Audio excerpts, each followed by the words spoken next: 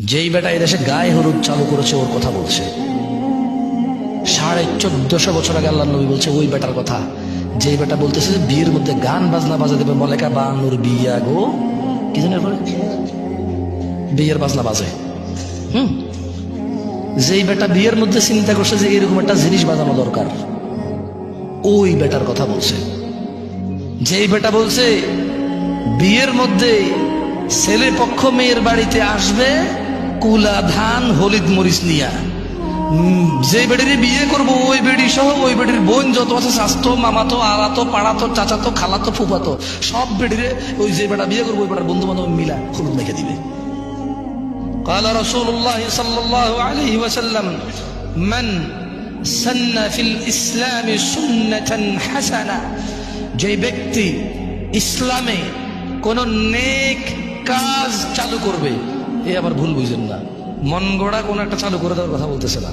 মানে ইসলামে একটা আমল আছে, একটা সুন্নত আছে, একটা কাজ আছে যেটা আল্লাহ নবী সাল্লাল্লাহু আলাইহি ওয়াসাল্লাম দিয়ে গেছে, কিন্তু এই সমাজে ওই সুন্নতের প্রচলন নাই।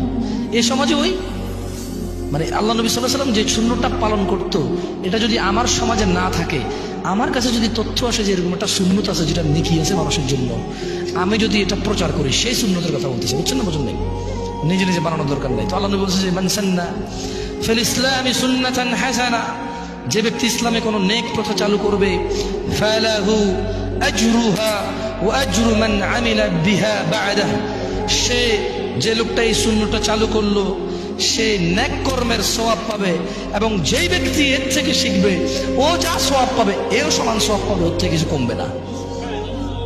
আসেন এবার ওয়ামান সান্না ফিল ইসলামি সুন্নাতান সাইয়্যিয়া, পক্ষান্তরে যে ব্যক্তি কোনো কুপ্রথা চালু করলো, গায়ে হলুদ যেই বেটা চালু করেছে তার কথা বলছে।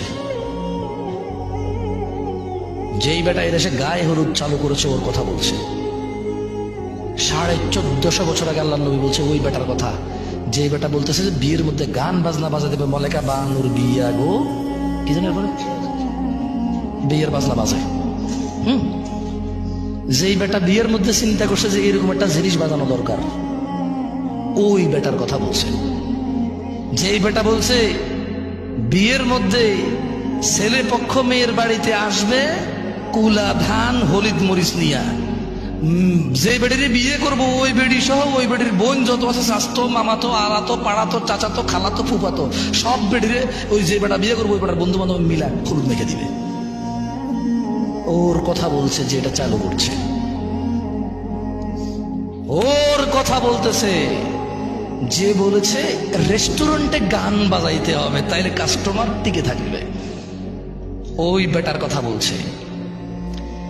যে বেটা বলেছে মুসলমানদের ঈদ, মুসলমানদের রোজা, মুসলমানদের আনন্দ, মুসলমানদের ত্যাগ তিতিক্ষার মাসে মুসলমানদেরকে জামা কাপড় কিনে দেওয়া, মানে জামা কাপড় বেচার ফন্দিতে সুপার শপ শোরুম খুলবে, বড় বড় শোরুম খুলে ওখানে গান বাজাই দেবে ইংরেজি আর কাপড় চোপড় বেচবে।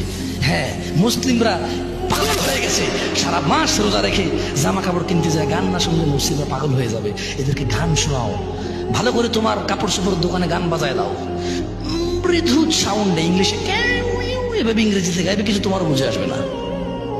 হ্যাঁ, যেই বেটা এই সিস্টেম চালু করেছে যে রেস্টুরেন্টে খাইতে যারা আসবে তাদেরকে গান শোনাইতে হবে, শোরুমে যারা কাপড় চোপড় কিনতে আসবে তাদেরকে গান শোনাইতে হবে, তাইলে বিজনেস মিয়া 100-এ 100 সফল। ওই